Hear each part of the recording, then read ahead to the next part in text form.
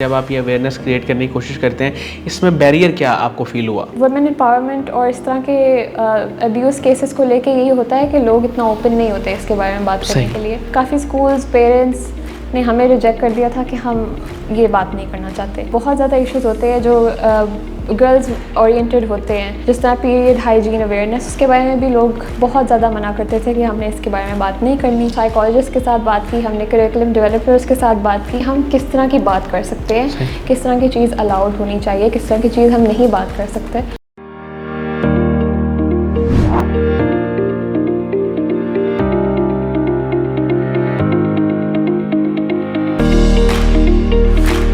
अस्सलाम वालेकुम नाज़रीन, शेयरिंग ऑफ प्रोफेशनल विजडम के साथ मैं हूं आपका मेज़बान अली रहमान खालिद।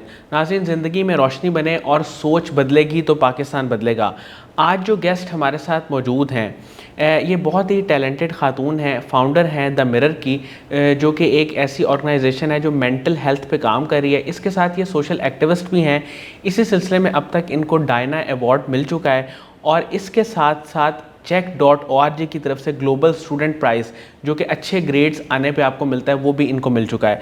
हम इनसे जानेंगे कि ये क्या क्या सोशल सर्विसेज के काम कर रही हैं और इसके साथ साथ फ्यूचर में इनके क्या गोल्स हैं। अस्सलाम वालेकुम ईशा मेहताब साहिबा, कैसी हैं आप? वालेकुम अस्सलाम, I am good, how are you? अल्हम्दुलिल्लाह। मैम, मैं स्टार्ट यहाँ से करूँगा कि इतनी छोटी उम्र में खिदमत खल्क़ का जज्बा और कुछ करना, ये जो फीलिंग्स हैं, ये जज्बात हैं, ये जज्बा आपके अंदर कब और कैसे आया और क्यों आपने सोचा कि आप इस माशरे को कुछ डिलीवर करें? Okay, I love that question.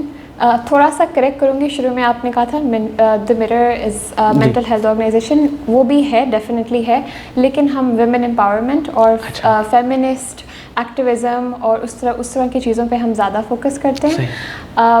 And आपका क्वेश्चन ये मुझे हमेशा बहुत अच्छा लगता है, क्योंकि एज यंगस्टर्स हमारे पास अपॉर्चुनिटीज़ नहीं होती इतनी टू वॉइस आवर ओपिनियंस, हम लोग इतना लोगों से बात नहीं कर पाते। और मेरे साथ इस तरह का वाक़या पेश आया था when I was 17 years old.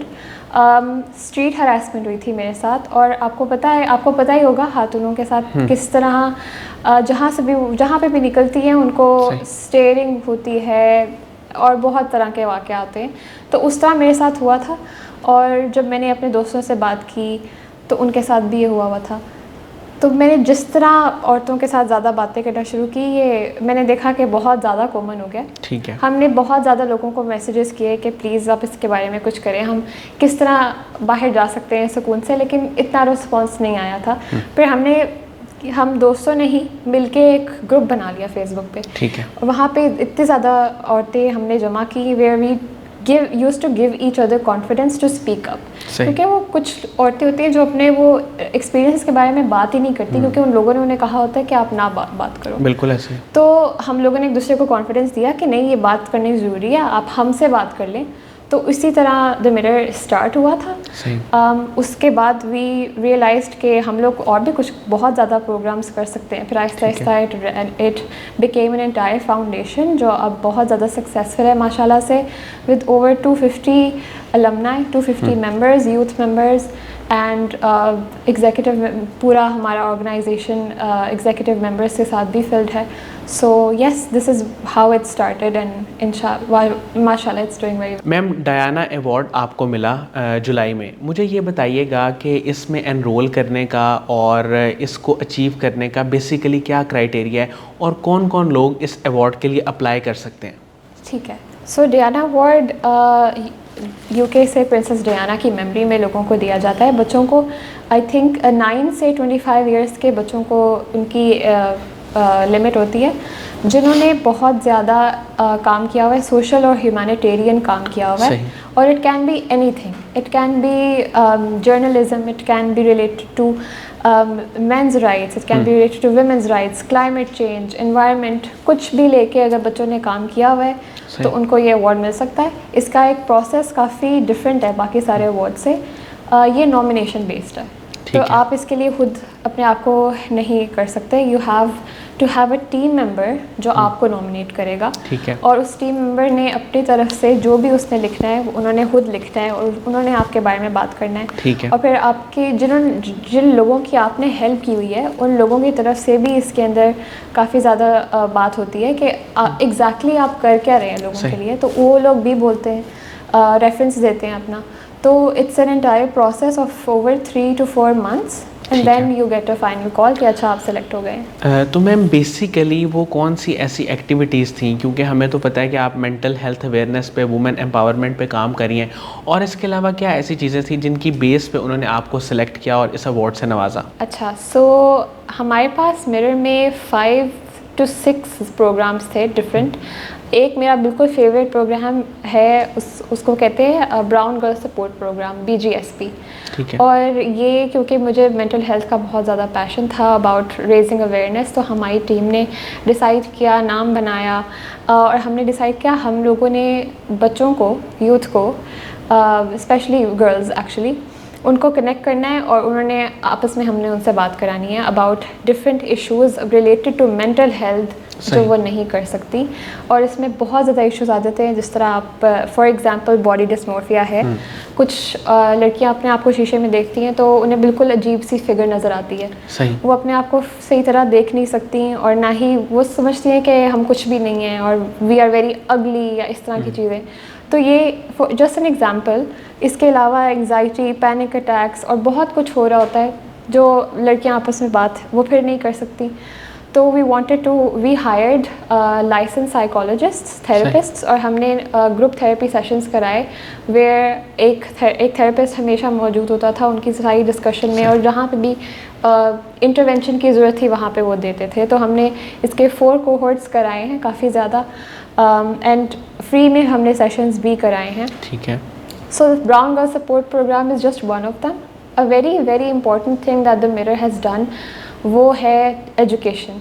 हम लोगों ने स्कूल अवेयरनेस सेशंस कराए हैं, पब्लिक स्कूल्स लाहौर के ओवर 30 स्कूल्स हम गए हैं इन पर्सन, और वहाँ पे हमने बच्चों को सिखाया है कि you know what is harassment. ठीक है। अपने आप को सेल्फ डिफेंड किस तरह कर सकते हैं, क्योंकि आपको पता है छोटे बच्चों के साथ बहुत ज़्यादा हादसे आ जाते हैं, और पेरेंट्स को भी नहीं पता होता कि उन्होंने किस तरह हैंडल करना है। तो हमने कोशिश की आर वेरी बेस्ट कि हम पेरेंट्स से परमिशन लेके जाएं। काफ़ी स्कूल्स ने हमें मना भी कर दिया था, क्योंकि it's a very difficult conversation जो आप बच्चों के साथ नहीं कर सकते। मैं तो बिल्कुल मैम, मैं यही आपसे पूछना चाह रहा था नेक्स्ट के चैलेंजेस इसमें क्या आते हैं जब आप ये अवेयरनेस क्रिएट करने की कोशिश करते हैं, इसमें बैरियर क्या आपको फील हुआ? बैरियर सबसे ज़्यादा वुमेन एम्पावरमेंट और इस तरह के अब्यूज़ केसेस को लेके यही होता है कि लोग इतना ओपन नहीं होते इसके बारे में बात करने के लिए।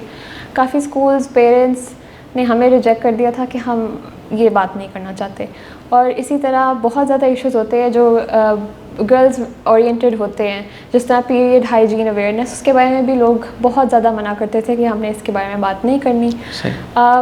और हमने जितना जहाँ से हमें इजाज़त मिलती थी, हम वहाँ से इतना अच्छा फीडबैक मिलता था कि इसके बारे में बच्चों को पता ही नहीं है, आपने आके बताया है तो बच्चों को थोड़ी सी अवेयरनेस हुई है, काफ़ी ज़्यादा पॉजिटिव फीडबैक आया। फिर हमने लोगों को बताना शुरू किया कि अच्छा ये पॉजिटिविटी भी है।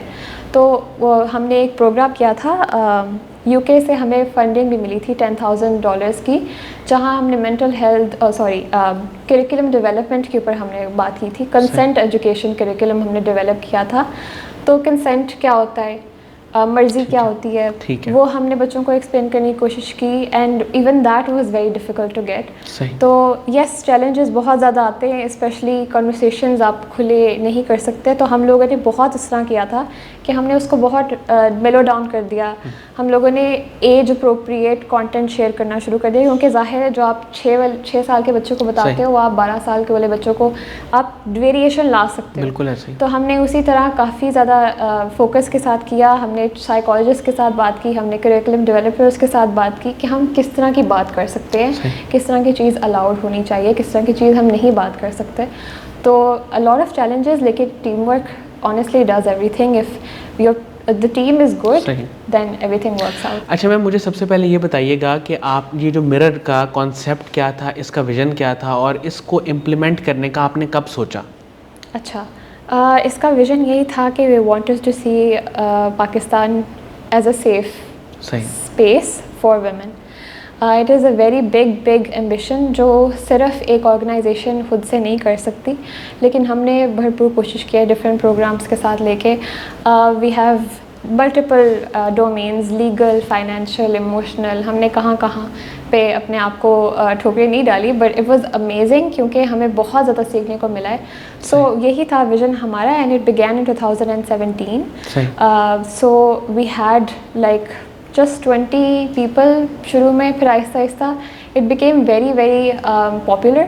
फिर हमने इंटर्नशिप प्रोग्राम्स भी शुरू कर दिए where a lot of young people wanted to apply. तो हमारे पास एक दफ़ा 300 से ज़्यादा एप्लीकेशंस आ गई थी and we only had to select like 30 people.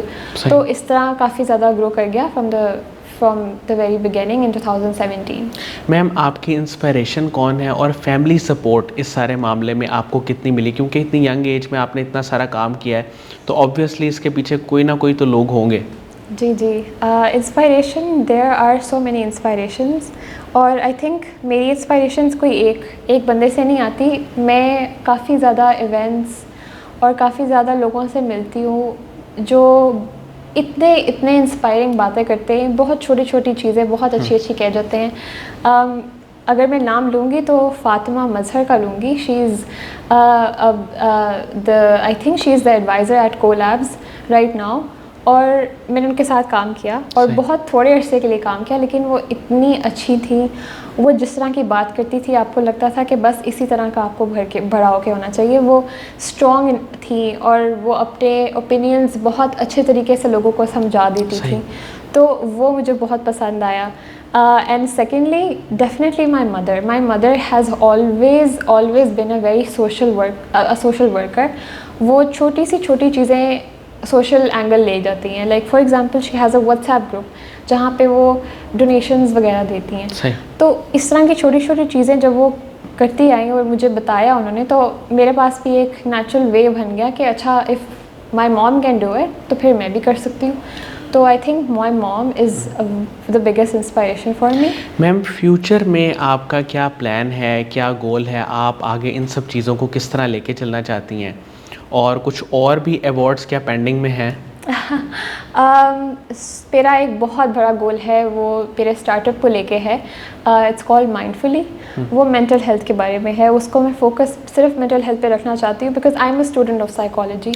और वहाँ पे आई वांट टू, जिस तरह हमने मिरर में कंसेंट एजुकेशन किया था, उस तरह I want to work at a mental health education. आपको पता होगा बच्चों को स्कूल्स में मेंटल हेल्थ के बारे में एजुकेशन नहीं दी जाती. उन्हें नहीं पता. अच्छा, उन्हें ये पता होगा कि एंग्जाइटी क्या है, उन्हें ये पता होगा डिप्रेशन क्या है, लेकिन अगर वो एक्चुअली इसको फेस करेंगे तो वो किस तरह हैंडल करेंगे. अगर उनके पास कोई दोस्त नहीं है बात करने को, तो वो किस तरह बात करेंगे. तो इस तरह की छोटी छोटी चीज़ें हैं जो नहीं इन्फॉर्मेशन दी जा रही बच्चों को, which I really want to start. इसके साथ साथ रिसर्च, हमारे ऊपर रिसर्च टीम्स के साथ I want to start you know a lot of other programs in mindfully. So yes,